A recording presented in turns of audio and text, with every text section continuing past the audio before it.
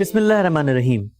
حقیقی اور ماں شریک بہن بھائیوں کو سورہ نساء کی دو مختلف آیات سے الگ الگ حصہ دینے کی علماء کی فکر پر غامدی صاحب تین پہلوؤں سے تنقید کرتے ہیں۔ پہلا پہلو ہم نے پچھلی ویڈیو میں یہ سمجھا تھا کہ اس کا خلاصہ تھا کہ قرآن مجید کی سورہ نساء کی آیت 12 میں مطلقاً انکنڈیشنل بہن بھائی کا لفظ نقل ہوا ہے۔ ماں شریک کا کوئی اضافہ کسی طور بھی وہاں پر شامل نہیں کیا جا سکتا۔ اس اضافے کو یہاں شامل کرنا پورے قرآن مجید پر بہت نازک سوالات اٹھا دیتا ہے۔ اب ہم غامدی صاحب کی تنقید کے اس دوسرے پہلو کی طرف آتے ہیں۔ سورہ نساء کی آیت 12 اور آیت 176 میں ایک لفظ استعمال ہوا ہے اور وہ ہے کلالہ۔ اہل لغت اس لفظ کے دو مختلف معنی بتاتے ہیں۔ پہلا، اس سے مراد وہ شخص ہے جس کی اولاد اور والد نہ ہو، اور دوسرا معنی اس سے مراد وہ رشتہ دار ہیں جو اولاد اور والد کے علاوہ ہوں۔ یعنی پہلے مفہوم میں مرنے والا شخص مراد ہے جس کے اولاد اور والد نہ ہو، اور دوسرے معنی کو اگر پیش نظر رکھا جائے تو اس سے مراد اس شخص کے وہ رشتہ دار ہیں جو والد اور اولاد کے علاوہ ہوں۔ علماء کے نزدیک سورہ نساء کی دونوں آیات میں کلالہ پہلے معنی میں بولا گیا ہے، اور اس سے مراد مرنے والا ایسا شخص ہے جس کی اولاد اور والد نہ ہو۔ گویا یہاں قرآن مجید نے اس شخص کے ماں شریک اور حقیقی بہن بھائیوں کا حصہ بیان کیا ہے۔ یہ علماء کا نقطہ نظر ہے۔ غامدی صاحب کے نزدیک اگرچہ عربی زبان میں اس لفظ سے مراد وہ شخص ہو سکتا ہے کہ جس کی اولاد اور والد نہ ہو، لیکن اس کا ایک دوسرا معروف معنی بھی ہے، اور وہ دوسرا معروف معنی یہ ہے کہ اس سے مراد وہ رشتہ دار ہیں جو والد اور اولاد کے علاوہ ہوں۔ غامدی صاحب کے نزدیک قرآن مجید نے یہ لفظ بالکل اسی معروف معنی میں استعمال کیا ہے۔ گویا اب علماء کے نزدیک اس آیت میں ایسے مرنے والے کی بات ہو رہی تھی جس کے اولاد اور والد نہ ہوں اور بہن بھائی ہوں، چاہے حقیقی ہوں یا خیافی ہوں۔ لیکن غامدی صاحب کے نزدیک کلالہ کے دوسرے معنی مراد لیے جائیں تو اب آیت میں مرنے والے شخص کے بہن بھائی مراد نہیں ہوں گے، بلکہ وہ رشتہ دار اور ان کے بہن بھائی مراد ہوں گے جو مرنے والے کی نہ اولاد میں سے ہیں اور نہ والد ہیں۔ غامدی صاحب کے نزدیک سورہ نساء میں موجود ایک دلیل کلالہ کے معنی کی تعیین میں فیصلہ کن ہو جاتی ہے۔ یہ یاد رہے کہ کلالہ کے دو معنی ہم نے یہاں پر سمجھے، لیکن غامدی صاحب ایک معنی کو ترجیح دیتے ہیں۔ غامدی صاحب کی ترجیح کی وجوہات کیا ہیں اس پر ہم غور کر رہے ہیں۔ غامدی صاحب یہ کہتے ہیں کہ قرآن مجید میں جو چیز فیصلہ کن ہو جاتی ہے اس دوسرے معنی کے حق میں، وہ یوسا کا فعل ہے۔ قرآن مجید نے ایک فعل استعمال کیا ہے اور وہ ہے یوسا۔ غامدی صاحب کے نزدیک قرآن مجید نے اس آیت میں کلالہ کا ذکر کر کے ایک بہت منفرد اسلوب کلام اختیار کیا ہے۔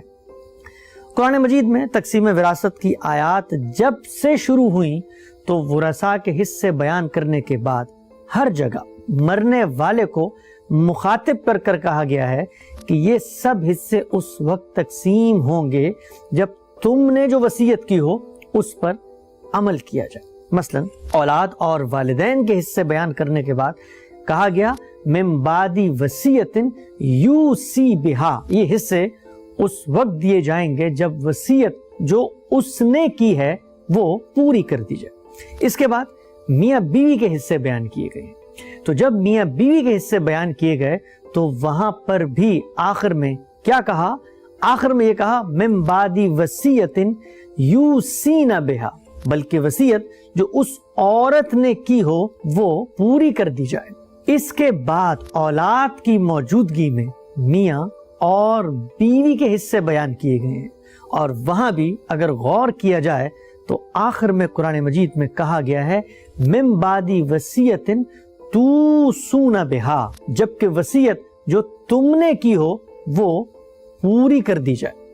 غامدی صاحب یہ کہتے ہیں کہ یہاں دیکھیے ہر جگہ مرنے والا زیر بحث ہے.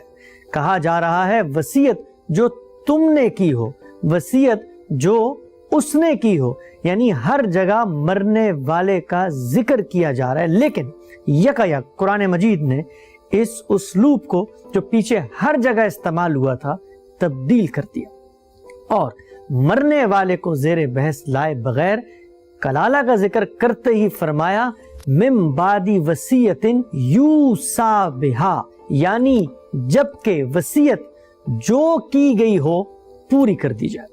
یعنی یہ نہیں کہا گیا کہ وصیت جو تم نے کی ہو، وصیت جو اس مرنے والے نے کی ہو، بلکہ کہا گیا وصیت جو کی گئی ہو. چنانچہ غامدی صاحب کے مطابق یہاں غور کیجئے تو مرنے والے کا ذکر ہی نہیں، نہ اسے مخاطب کیا گیا، نہ اس کا ذکر کیا گیا، بلکہ کہا گیا وصیت جو کی گئی ہے. یہ پیچھے کی تمام صورتوں سے مختلف انداز اور مختلف اسلوب ہے اور اسے یوسا کے لفظ سے ادا کیا گیا ہے. ہم سبھی جانتے ہیں کہ عربی میں یوسا ایک پیسو ورب ہے جس میں سبجیکٹ یعنی کام کرنے والا ذکر نہیں ہوتا. یوسا بھی اسی طرح ایک مجہول فعل ہے، لہذا آیت میں اس کا سبجیکٹ لکھا ہوا نہیں ہو سکتا. اگر سبجیکٹ موجود ہو تو یوسا کو پیسو ورب کے بجائے ایکٹیو ورب یعنی فعل معروف کے طور پر آنا چاہیے تھا، جس طرح پیچھے کی تمام صورتوں میں آیا اور جن کا ہم نے ابھی مطالعہ کیا. لیکن یہاں پیسو ورب یوسا قرآن مجید نے استعمال کیا ہے، یعنی وصیت جو کی گئی ہے. گویا وصیت کرنے والا یہاں پر زیر بحث نہیں ہے. اگر سبجیکٹ یعنی کام کرنے والے کا ذکر ہوتا تو یوسا کے اس فعل کو پیسو ورب کے طور پر نہیں آنا چاہیے تھا. غامدی صاحب کے مطابق گویا اگر اس آیت میں مرنے والے آدمی کا ذکر ہی نہیں کیا گیا تو پھر قرآن مجید نے پیسو ورب بالکل درست استعمال کیا. اس جملے کی مثال ایسے ہی ہے کہ جیسے یہ کہا جائے کہ زید نے کھانا کھایا، اس کے بعد پانی جو پیا گیا ہو. یہاں یا تو زید یعنی سبجیکٹ کام کرنے والے کو جملے سے ہٹانا پڑے گا اور کہا جائے گا کھانا جو کھایا گیا اور پانی جو پیا گیا. لیکن اگر زید یعنی سبجیکٹ کو جملے میں لانا ہے تو پھر آگے ورب کو لازماً ایکٹیو ورب ہونا چاہیے جس کے ساتھ سبجیکٹ لایا جا سکے اور کہا جائے زید نے کھانا کھایا اور زید نے پانی پیا. یہ نہیں کہا جا سکتا کہ زید نے کھانا کھایا اور پانی جو پیا گیا ہو. غامدی صاحب کے نزدیک جب یہاں یوسا کہا تو اس کا مطلب اس سے پہلے کام کرنے والا زیر بحث ہی نہیں ہے، ورنہ یوسا نہ کہا جاتا. اور اگر پیچھے کام کرنے والا زیر بحث نہیں جو کہ یوسا کے استعمال ہی سے ظاہر ہے تو پھر یہ بھی نہیں ہو سکتا کہ اس کام کرنے والے کا کوئی ایٹریبیوٹ، کوئی صفت آگے بیان کی جائے. یہی وجہ ہے کہ غامدی صاحب کے نزدیک کلالہ کو مرنے والے کی صفت قرار نہیں دیا جا سکتا. لہذا یہاں کلالہ کا معنی یہ نہیں ہو سکتا کہ ایسا مرنے والا شخص جس کی اولاد اور باپ نہ ہو.